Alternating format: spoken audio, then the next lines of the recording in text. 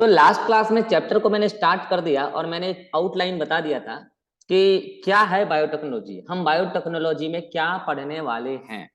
कुल मिला के इसमें हम जीन का मैनिपुलेशन करने वाले हैं। जीन मैनिपुलेशन का मतलब ये होता है कि हम जेनेटिक कंस्टिट्यूएंट्स को चेंज करके वो डिजायर्ड प्रोडक्ट देने वाले हैं जो इंसान के लिए यूजफुल है, ह्यूमन वेलफेयर के लिए यूजफुल है। यही करने वाले हैं इस चैप्टर में हम। अब इस चैप्टर में अगर आप एनसीईआरटी में जाएंगे तो इस यूनिट में दो चैप्टर है। इस यूनिट में दो चैप्टर है। One is biotechnology procedure and principle. Procedure मतलब प्रोसेसेस एंड प्रिंसिपल। मैंने आपको लास्ट क्लास में बोला था साइंस में कोई भी प्रोसेस कोई भी प्रोसीजर विदाउट प्रिंसिपल नहीं होता है। तो इसमें है प्रोसीजर एंड प्रिंसिपल, ये है पहला चैप्टर में। दूसरा चैप्टर है बायोटेक्नोलॉजी एंड इट्स एप्लीकेशन। उसका एप्लीकेशन कहाँ कहाँ है, ठीक है, उसका यूजेस कहाँ कहाँ बायोटेक का।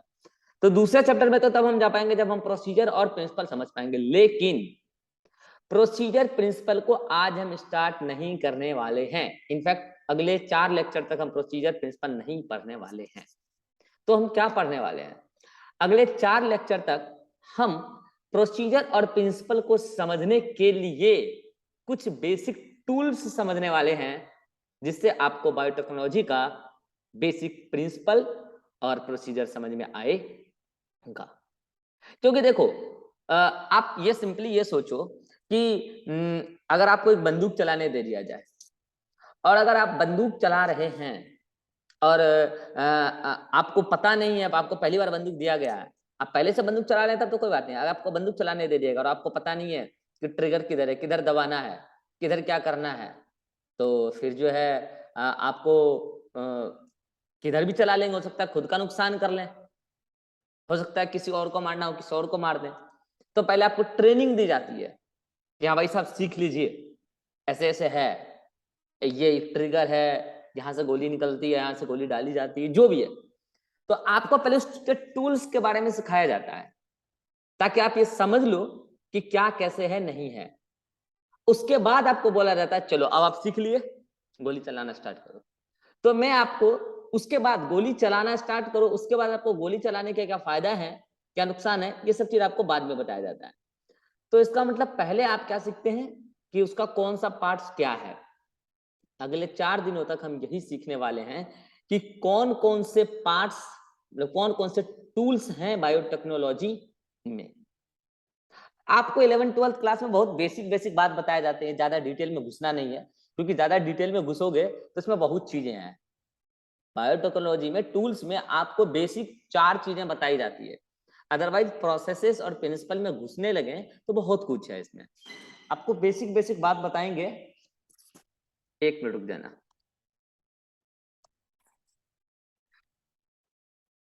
तो बेसिक बेसिक बात बताएंगे। तो हम स्टार्ट करते हैं। तो क्या रहेगा हमारे चैप्टर में, चैप्टर को कंप्लीट करने का पूरा पाथवे क्या रहेगा? पहले हम टूल्स पढ़ेंगे अगले 3-4 दिन में, और तब प्रोसीजर पढ़ेंगे। मैं आपको फिर कर देता हूं, अगर आपका टूल्स का एक भी क्लास छूट गया, आप घर बैठ जाना, आप घर बैठ जाना, आपको कुछ समझ में आने वाला है।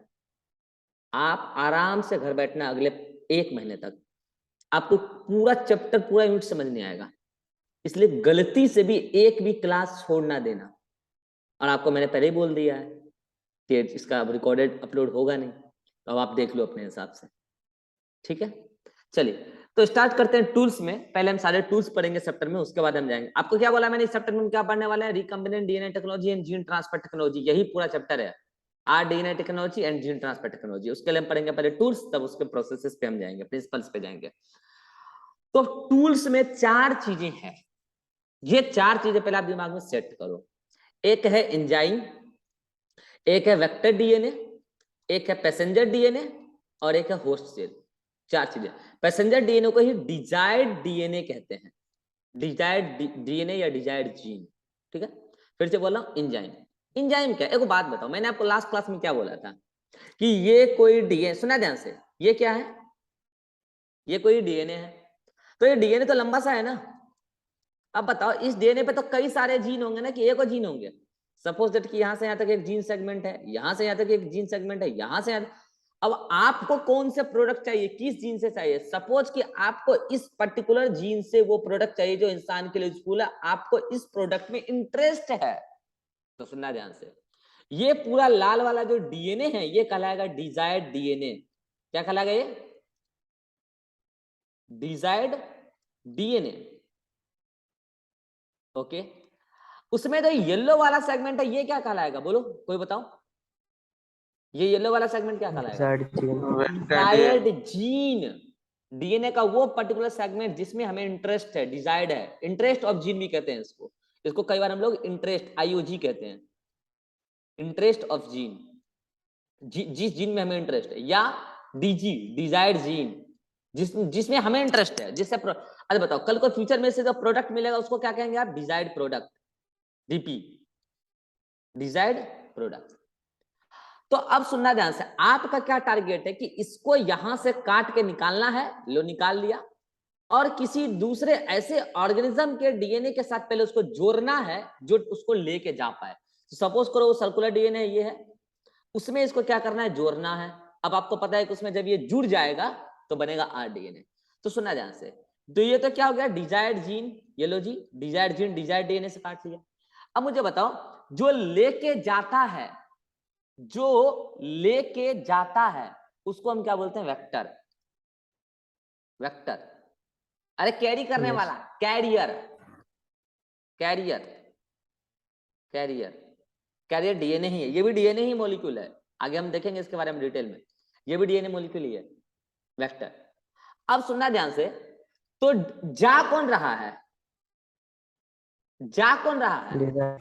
Desired gene. उसको लेके कौन जा रहा है? देखो जाने को तो दोनों जा रहा है, जाने को तो दोनों जा रहा है, लेकिन जाना किसको था?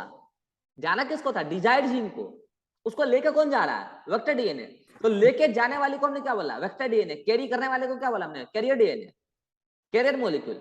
और जो जा रही है उसको हम क्या बोलते हैं? Passenger DNA, passenger DNA. और आप ऐसा नहीं समझोगे, आप ये समझो, आप ये समझो, आप एक ट्रेन से सफर कर रहे हो, अब मुझे बताओ आप दिल्ली जा रहे हो, जा कौन रहा है? अब आप बोलोगे ट्रेन भी तो जा रही है, अब आप बोलोगे ट्रेन भी तो जा रही है, बिल्कुल जा रही है ट्रेन भी, और पैसेंजर भी जा रहा है, लेकिन अब पैसेंजर किसको बोलते हो? ट्रेन को या खुद को? खुद को। टिकट किसका करता है? टिकट किसका करता है? ट्रेन का या आपका? आपका, खुद का। तो जाने वाले पैसेंजर कहलाते हैं, और लेकर जाने वाले, बोल दिया ना, लेकर जाने वाले, यानी कि वो भी जा रहे हैं, लेकिन वो लेकर जा रहे हैं उसको। ट्रेन आपको लेके जा रहा, आप ट्रेन को नहीं लेके जा रहे हैं। तो जाने वाली पैसेंजर डीएनए और लेके जाने वाली वेक्टर डीएनए कहलाती है। तो दो टाइप के डीएनए मॉलिक्यूल है, जो हमारा जीन ऑफ इंटरेस्ट है उसको हम बोलते हैं पैसेंजर डीएनए, को वो पैसेंजर बन के जा रही है कहीं।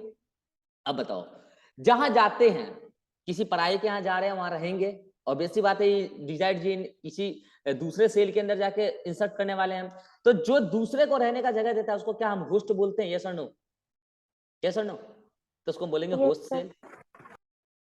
अब आप बताओ, इतना सब कुछ हवा में चला हुआ, क्या मजाक है क्या भाई? इसको यहां से आपने काट कर निकाला होगा ना, फिर यहाँ पे इसको काटा होगा, और फिर इसको यहां से ज्वाइन किया होगा यहाँ पे, यस और नो?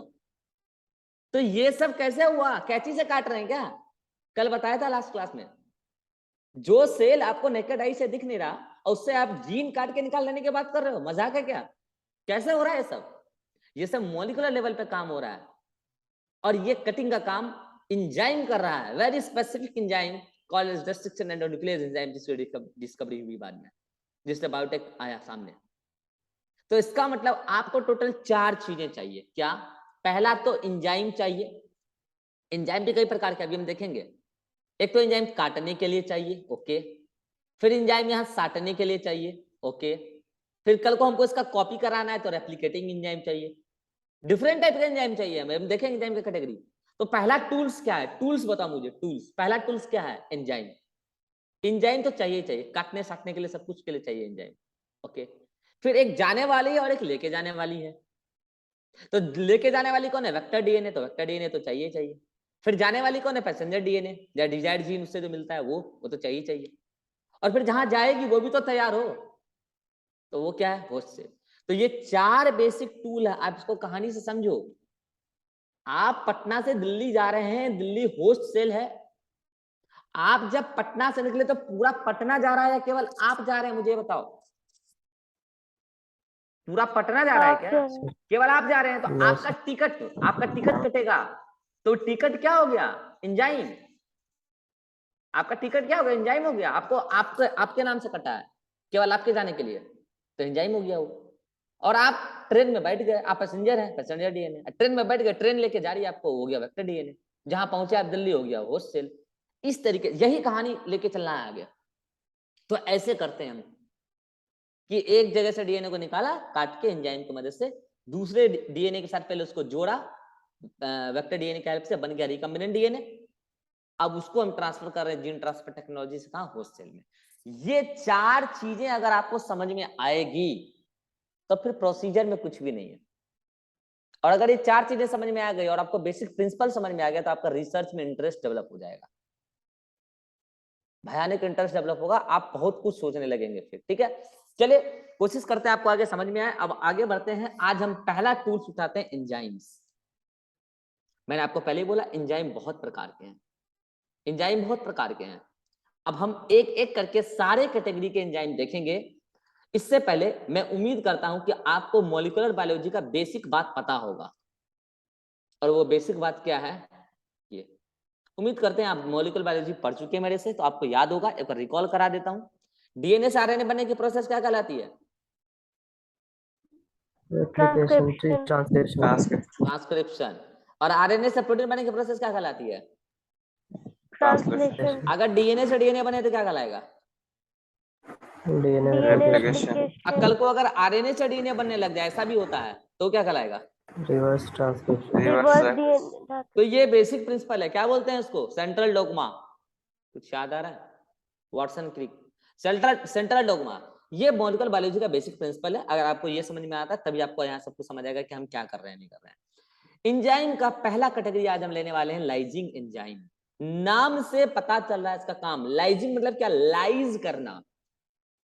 और लाइज का मतलब क्या होता है? हम लोग जब एक्सपेरिमेंट करते हैं रिसर्च में, तो हम लोग बोलते हैं कि भाई लाइजेट निकाला है तो दे दो मेरे को। लाइजेट, लाइजेट मतलब जो निकाला, ब्रेक करके निकाला। बोलते हैं अपने फ्रिज में रख लो, लाइजेट में कल ले लूंगा। लाइजेट वर्ड यूज करते हैं। लाइजेट का मतलब क्या होता है? जिसको हमने ब्रेक करके निकाला है। इसका मतलब लाइजेट बनाने वाला एंजाइम लाइजिंग एंजाइम, ब्रेक करने वाला enzyme breaking enzyme, break down करने वाला एंजाइम लाइजिंग एंजाइम। एग्जाम्पल लेते हैं। एक बात बताओ, सपोज दैट आपका जीन ऑफ इंटरेस्ट बैक्टीरिया के अंदर है। आपको बैक्टीरिया के जीन से कोई ऐसा प्रोडक्ट मिल रहा है जिसमें आपको इंटरेस्ट है कि उसका जो है क्या करना है, ब्रेक डाउन करके जीन निकालना है। सपोज दैट आपको क्या करना है, बैक्टीरिया के सेल को लाइज करना पड़ेगा। यस और नो? मैंने दिन बोला था, जो सेल आपको दिखता नहीं है उससे आप जीन निकाल रहे हैं, तो क्या करना पड़ेगा? लाइज करना पड़ेगा। पहले पहले तो बैक्टीरिया को लाइज करो, उसके बाद फाइनली जाके जीन तक अभी बहुत सारे एंजाइम जाके यूज करोगे तब जाकर डीएनए निकलेगा, उससे जीन निकलेगा। तो सबसे पहले बैक्टीरिया के सेल वॉल को तोड़ोगे कि नहीं तोड़ोगे? जल्दी बताओ। तो बैक्टीरिया का सेल वॉल किस चीज से बना होता है? सेल वॉल में पढ़ाया हूं। बैक्टीरिया का सेल वॉल किस चीज से बना होता है? नाक। वो तो ठीक है, उस नाक के मिलने से क्या बनता है? पॉलीमर का नाम बताओ। पेप्टाइडोग्लाइकन। तो पेप्टाइडोग्लाइकन को ब्रेक करने वाले मैंने आपको दो कंपोनेंट बताए थे, अगर आपको याद हो। एक तो एंटीबायोटिक्स बताया था, पेनिसिलिन, और एक एंजाइम का नाम बताया था, लाइसोजाइम। और मैंने आपको बताया भी था कि लाइसोजाइम हमारे बॉडी नेचुरल सिक्रीशंस में भी होता है। सलाइवा में होता है, टीयर्स में होता है, ईयर वैक्स में भी होता है लाइसोजाइम। तो मुझे बताओ, अगर हम किसी भी तरीके से लाइसोजाइम को आइसोलेट करके, अब तो उसका पूरा का पूरा वो आता है, केमिकल का पूरा वो आता है। आप लोग अगर किसी लैब में जाओगे होगा तो मैं किसी दिन कैमरा करके आपको दिखाऊंगा। उधर बहुत सारे एंजाइम्स रखे हुए हैं, बहुत सारे केमिकल्स रखे हुए हैं। महंगा महंगा आता है, ठीक है। इतना इतना सीसी जो होता है 15-20 हजार का डब्बा होता है। उधर आपको कम से कम अभी 20 डब्बे रखे हैं, वो तो कम से कम 2 लाख का माल होगा। तो छोटे छोटे से डब्बे होते हैं। अब काम को आसान बनाने के लिए कोई एक पर्टिकुलर लैब है जो लाइसोजाइम एंजाइम बना रहा है, तो हमारा काम आसान हो गया। हम खरीद के ऑर्डर करके मंगा लेते हैं लाइसोजाइम एंजाइम। हमको बैक्टीरिया का सेल वॉल डाइजेस्ट करना है, तो लाइसोजाइम एंजाइम बैक्टीरिया का सेल वॉल डाइजेस्ट कर दिया। सपोज दैट कल को हम प्लांट सेल पे काम कर रहे हैं, बोटनी वाला लोग करता है प्लांट सेल पे काम, तो प्लांट सेल को डाइजेस्ट करेगा तो वो कौन सा एंजाइम यूज करेगा? प्लांट सेल में क्या होता है? सेल वॉल में मेन कंपोनेंट सेलुलोज, पेक्टिन। तो वो क्या करेगा? सेलुलेज पेक्टिनेज एंजाइम खरीद के लाएगा और उससे उसको डाइजेस्ट कर देगा। आगे का स्टेप क्या होगा अभी हम देखते हैं। पहले सेल वॉल को डाइजेस्ट करो, उसके बाद ना कुछ ओके, मान लो कोई फंगल सेल पे काम करता है, माइक्रोबायोलॉजी डिपार्टमेंट में करता है सब लोग, माइक्रोब्स पे काम करता है, जैसे कि फंजाई पे काम करता है, तो उस फंजाई का सेल वॉल किस चीज से बना है? काइटिन से। तो उसको किस चीज से गलाएंगे, उसको किस चीज से तोड़ेंगे? काइटिनेज से तोड़ेंगे। सपोज करो कोई एनिमल सेल पे काम करता है, जैसे हम लोग फुल्ली एनिमल सेल पे ही काम करते हैं, तो हमको अगर हमको जीन निकालना है तो हम क्या यूज करेंगे? लाइसोजाइम, सेलुलेज या काइटिनेज, क्या यूज करेंगे हम? लाइसोजाइम। बताओ, एनिमल सेल में लाइसोजाइम यूज करेगी ये, बताओ क्या यूज करेंगे? लाइसोजाइम, सेलुलेज या काइटिनेज? प्रोटीन। हैं कोई नहीं। भाई साहब, इस समय से कोई एंजाइम यूज नहीं करेंगे। हमारा एनिमल सेल में सेल वॉल नहीं होता है, हमारे एनिमल सेल में सेल वॉल नहीं होता है, डायरेक्ट सेल मेम्ब्रेन होता है, आउटर मोस्ट बाउंड्री।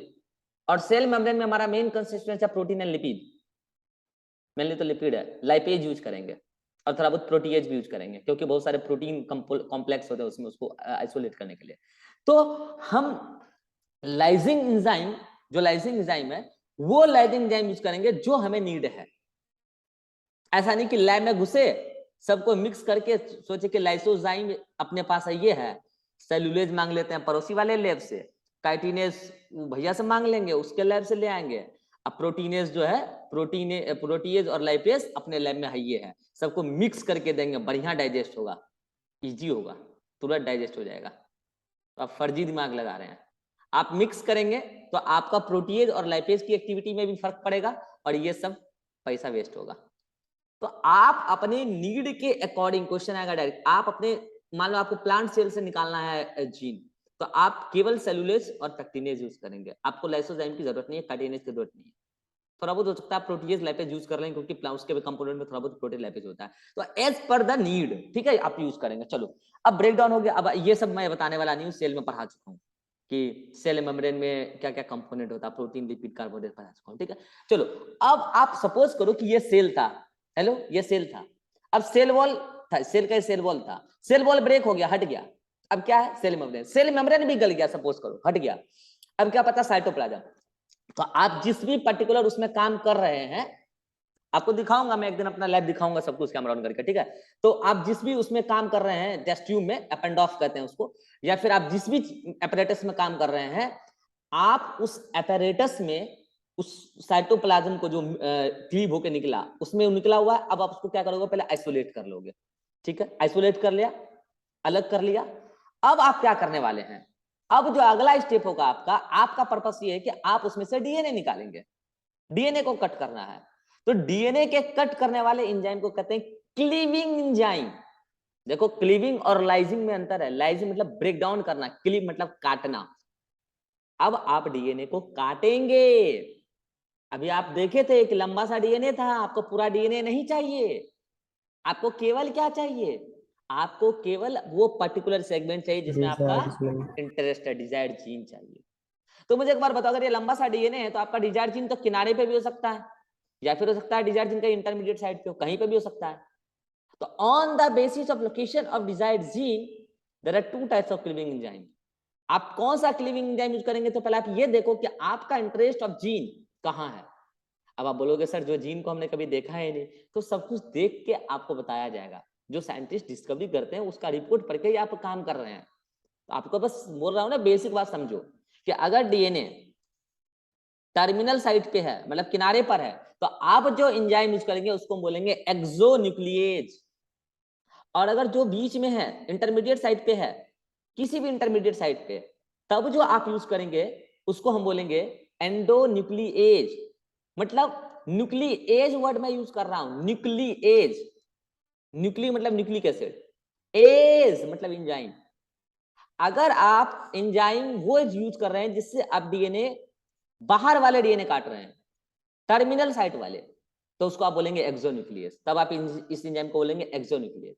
अगर सपोज करो कि आप ऐसा एंजाइम यूज कर रहे हैं जिससे आप जो भी डीएनए कट कर रहे हैं किनारे पे नहीं है, इंटरमीडिएट साइट पे, सपोज दैट यहां है या यहां है या यहां है, किनारे पे छोड़ के बीच में कहीं पे भी है, तब जो आप जो एंजाइम यूज कर रहे हैं इसको कट आउट करने के लिए, उसको कहेंगे एंडोन्यूक्लियेज।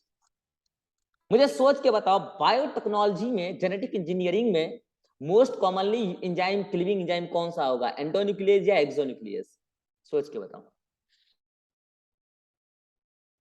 एंडोन्यूक्लियस। और उसका कारण क्या है? उसका कारण ये है कि ज्यादा इंटरमीडिएट साइट होता है, ना कि टर्मिनल साइट। अच्छा मुझे बताओ, अगर डीएनए सर्कुलर डीएनए है, सपोज करो आप किसी सर्कुलर डीएनए से कोई जीन ऑफ इंटरेस्ट निकालना चाह रहे हैं, तो उसमें आप कौन सा एंजाइम यूज करेंगे, एक्सोन्यूक्लियस या एंडोन्यूक्लियस? Only endonuclease. उसमें एक्सोन्यूक्लियस कहां से यूज करोगे? उसमें टर्मिनल साइट है या नहीं है? उसमें टर्मिनल साइट है ही नहीं, उसमें किनारा है या नहीं है? उसमें आप केवल यूज करोगे क्या?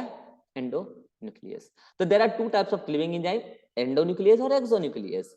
ठीक है, अब देख लो, साइड से कट करे तो एक्सोन्यूक्लियस, बीच से कट करे तो एंडोन्यूक्लियस।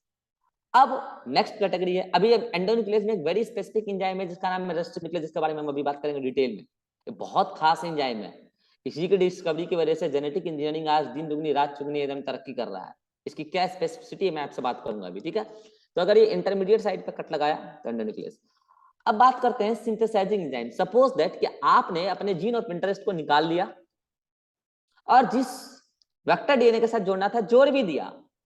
अब जहां आप लेके गए, तो मुझे बताओ, जहां आप लेके गए वहां पे इस डिजायर्ड जीन का along with this plasmid DNA, मतलब along with this vector DNA, इसका मल्टीपल कॉपी बनना चाहिए या नहीं चाहिए?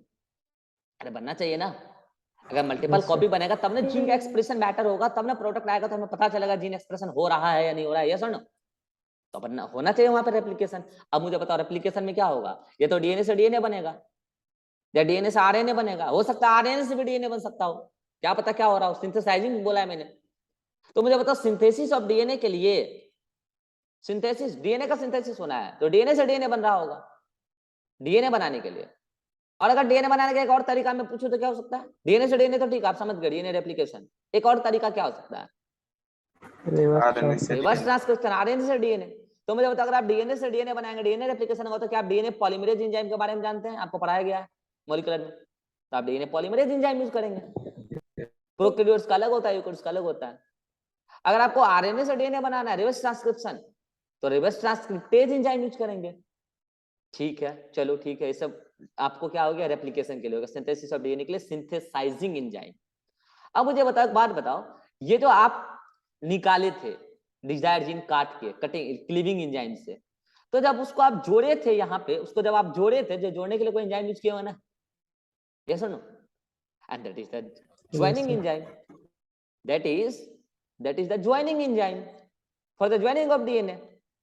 और ज्वाइनिंग एंजाइम का नाम डीएनए लाइगेज होता है, ये भी आपको मैं मॉलिक्यूलर जेनेटिक्स में पढ़ा चुका हूँ, लाइगेज, डीएनए लाइगेज से याद आ रहा है कुछ? ओकाजाकी फ्रैगमेंट, उसको रिमूव करने के बाद डीएनए लाइगेज आके जोड़ता है उसको, सारे फ्रैगमेंट्स को, ओकाजाकी फ्रैगमेंट्स को, याद आ रहा है, लैगिंग स्ट्रैंड पर, तो डीएनए लाइगेज एंजाइम।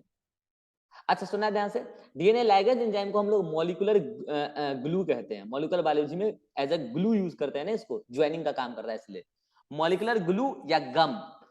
ये वो गम नहीं जो आप लोगों के जीवन में है, ये गम लट्ठा वाला गम है, आपके जीवन वाला गम नहीं है, गम मतलब चिपकाने वाला। तो ये है ज्वाइनिंग एंजाइम। अच्छा, फिर आता है एल्कलाइन फॉस्फेटेज, एक और स्पेशल एंजाइम है जिसका नाम है एल्कलाइन फॉस्फेटेज, एल्केलाइन फॉस्फेटेज, इसको सही कर लेना, पूरा नहीं लिखा हुआ है, एल्कलाइन फॉस्फेटेज, एएससी, एज नहीं लिखा हुआ है, फॉस्फेटेज सही कर लेना। ये क्या करता है, सुना ध्यान से, जब हम लोग सर्कुलर डीएनए पे काम करते हैं ना, सपोज दैट कि सर्कुलर डीएनए, ठीक है, तो सर्कुलर डीएनए को आपने एक बार तो काट दिया, सुना ध्यान से, एक बार आपने काट दिया, लो, अगर एक बार आपने काट दिया तो बताइए कैसा बन गया? काट दिया तो ये लीनियर बन गया ना, लीनियर। तो बताओ, जब आपने काटा होगा तो एक किनारा 5' एंड बचा होगा, एक किनारा 3' एंड बचा होगा, यस और नो? आपको पता है कि 5' एंड पे क्या बचा होता है? फॉस्फेट, यहाँ फॉस्फेट ग्रुप बचा होता है किनारे पे, और यहाँ OH ग्रुप बचा होता है, बता रखा है मॉलिक्यूल में से, इसलिए बोला था मॉलिक्यूलर जेनेटिक्स पढ़ लेना, नहीं तो प्रॉब्लम हो गया। ठीक है, अभी लीनियर हो गया। अच्छा एक बात बताओ, क्या इन दोनों में अभी भी इंटरेक्शन होकर फिर से बॉन्डिंग हो सकती है? क्यों नहीं हो सकती है? अगर पहले से बॉन्डिंग थी तो दोबारा से क्यों नहीं बॉन्डिंग हो सकती है? तो क्या अगर हम सर्कुलर डीएनए को काटें तो क्या वो दोबारा रीसर्कुलराइज हो सकता है? हाँ बिल्कुल हो सकता है, बिल्कुल हो। लेकिन आप एक्सपेरिमेंट कर रहे हैं और आपको जो है उसको लीनियर को पहले सर्कुलर में कन्वर्ट करना है, तब आगे आपका काम बढ़ेगा। तो एक बात बताओ, क्या आप रीसर्कुलराइजेशन को प्रिवेंट करना चाहते हैं, यस और नो? Yes. आप रिसर्कुलेशन को प्रिवेंट करना चाहते हैं तो एक काम करो, इन दोनों के बीच में जो इंटरेक्शन हो रहा है क्या उस इंटरेक्शन को रोक दिया जाए? अगर आप चाहते हैं उस इंटरेक्शन को रोक दिया जाए तो एक काम करो, या तो आप फॉस्फेट को हटा दो यहां से, या तो आप OH को हटा दो जिसके बीच में इंटरेक्शन हो रहा है। तो हमने एक ऐसा एंजाइम ढूंढ लिया, हमने मेरा साइंटिस्टों ने एक ऐसा एंजाइम ढूंढ लिया है जो सर्कुलर डीएनए को लीनियर बनाने के बाद इस फॉस्फेट ग्रुप को 5' एंड से रिमूव कर सकता है, and that enzyme is alkaline phosphatase, जो इस फॉस्फेट को ही हटा देगा यहां से। और जब ये फॉस्फेटेज हट जाएगा तो इन दोनों के बीच में इंटरेक्शन होगा नहीं और ये दोबारा रीसर्कुलर होगा। बस एक फॉस्फेट ग्रुप को हटाएगा और कुछ नहीं करेगा। Remove phosphate group from the 5% and prevents recirculation of circular DNA. ये काम है किसका? एल्कलाइन फॉस्फेटेज का। ध्यान रहे कभी भी alkaline phosphatase enzyme circular DNA को कट नहीं करता है रे मेरे भाई। कट तो क्लीविंग एंजाइम करेगा, कट हो चुका है दोबारा रीसर्कुलराइज होने से रोक रहा है alkaline phosphatase. Are you getting वो पॉइंट में क्या कह रहा हूं?